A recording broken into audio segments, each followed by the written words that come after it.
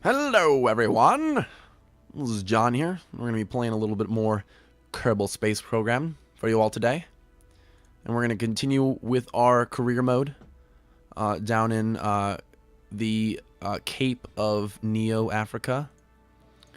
And in recent episodes, we've launched 2 manned missions into suborbit. And we've got enough sciences to research basic rocketry along with stability. So now we have access to aerodynamic nose cones, winglets, and radio decouplers, which will be awesome for building a little bit larger scale rockets. And I'm thinking what we're going to do is we're going to strive for flight control, because that'll allow us more advanced winglets, a better cockpit, and then stay Putnik, which is what we really want, because we want to take this thing in outer space, and we want to make a satellite. So that's going to be really awesome. And we'll have that satellite, and we'll beam all of our goodies down to Kerbal Space Control. But first, we have to get survivability. So we're going to strive for this. We're going to get, what do we need? We need 15 science. So that should only require 1 man mission. And we're going to get all the way up into a complete low orbit, and then bring Jebediah back down to the surface. And hopefully we'll maximize our science that way. Or maybe not. Maybe we just won't. And that'll be that. But either way, ladies and gentlemen, this is Kerbal Space Program Career Mode. And I clicked on the wrong building. Great way to start videos. Also, thanks to the amazing feedback I've been getting from people on videos and, my commentary. I really appreciate everything from you guys. And I have noticed that this is meters. And recover vessel. Oh, I guess that's this. So, yeah, I definitely appreciate all the feedback I've been getting from you guys. I appreciate it a ton. And I will definitely make sure that I do not refer to this as feet anymore, because I do understand it's meters. So anyway, we're going to get Bill Kerman now into a successful low orbit, return him, and then hopefully unlock survivability, and do some cool missions to the moon, and then set up our first satellite and do all kinds of amazing, fun stuff. All right, well, let's do it. We're going to lift off here. And because we don't have as much fuel, we're going to start our gravity turn around 7,000 feet. Sorry, meters. 7,000 meters. And we're just gonna take it from there. And we're launching now. All right, we're gonna fire up our thrust here in a few seconds. And get rid of those ugly solid rocket boosters there.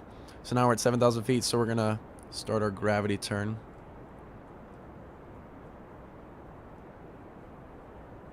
I'm gonna be very careful about how we do this. But those winglets are providing some amazing stability. I'm gonna make sure that we keep it about 90 degrees. All right. Looks like we're climbing pretty well here. Bill Kerman is scared out of his goddamn mind. Not exactly like Jebediah. Bill probably is a real astronaut, and he does not appreciate how we consistently use him as a government experiment to, for all these great new experiments we're doing to promote science. But he's just not happy about it, because he doesn't want to die.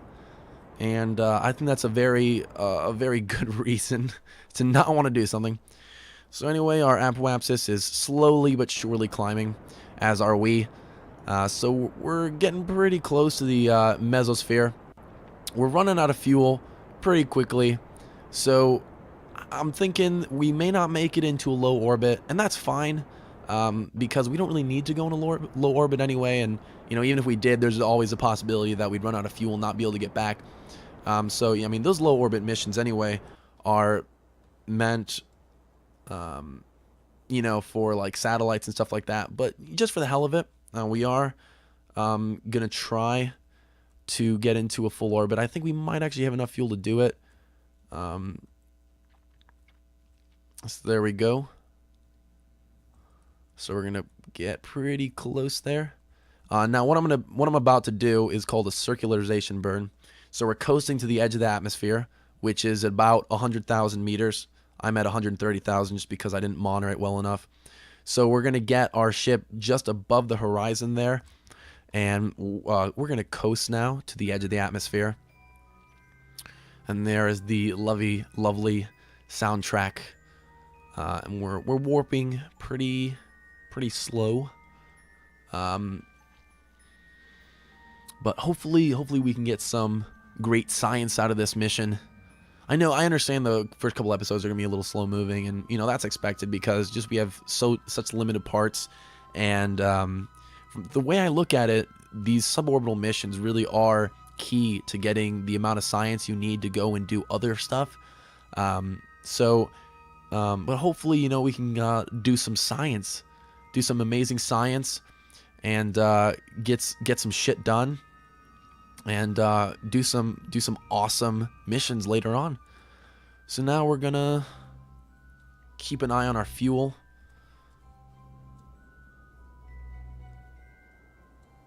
So this is gonna be a bit tricky. So we actually are using up our fuel pretty quickly, but I think we might be able to do it, guys. Let's see here. This is gonna be a really close call. Jesus.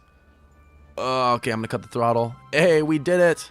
And we have just enough fuel to get ourselves back down. So there we are. We have gotten to a pretty stable orbit. Not ideal, because we are pretty high up. But we're gonna see what we can beam down to mission control here. So we're gonna get the crew report real quick, and we're gonna beam those stuffs down. So we're starting transmission, and the data received, we got 0.2 science added. So that's good, I guess. There's not much science. We've done better for sure. So we're gonna transmit this. It might not let us. No, we ran out of electric charge. All right. Well, what we're gonna do then is we're gonna do another crew report, keep that data, and then we're gonna observe the mystery goo again. And we're gonna keep that data. And now, our Communitron can stop transmitting. All right. So now what we need to do is we need to get back. So we're gonna wait till we get to our apoapsis, and we're gonna burn retrograde. And our periapsis is not very high, and we didn't really have to burn a whole lot of fuel to get it there. So I'm thinking we have, oh my god, barely any electric charge. This is gonna be a close call, guys. Oh my god. All right, so let's fast forward a bit. Don't want to go too fast and overshoot our target. All right. We're going to burn retrograde, and there we go. So yeah, we had more than enough fuel to get this mission done. All right, now we just ran out of fuel, and we are homeward bound. It's always my favorite part of any spacecraft is decoupling. It's just so cool. And you see the little parts of your ship racing against the stars. So epic. All right, so we're gonna fast forward a bit. Oh, we are throttled up still. All right, we're gonna throttle down, and then let's go back into our map mode. And now we're pretty close. So now we're dropping pretty quickly, but that's because, of course, I'm warping it. So now we're back into the atmosphere. Well, we're still in orbit, I guess. No, we should be back on the surface. So now we're dropping about pretty quickly. Now we're back in the atmosphere, re-entry. Our command bot is completely upside down.